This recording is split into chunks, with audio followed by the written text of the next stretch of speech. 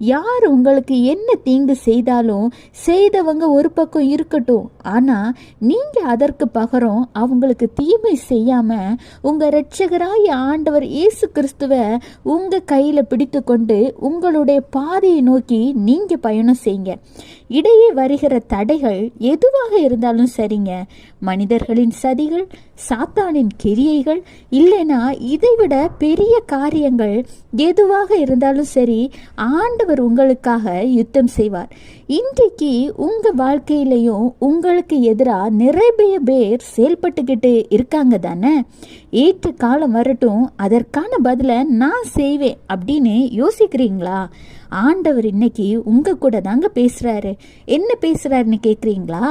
நீதிமொழிகள் 20:22, தீமைக்கு சரி கட்டுவேன் என்று சொல்லாதே, கர்த்தருக்கு காத்திரு, அவர் உன்னை ரட்சிப்பார்.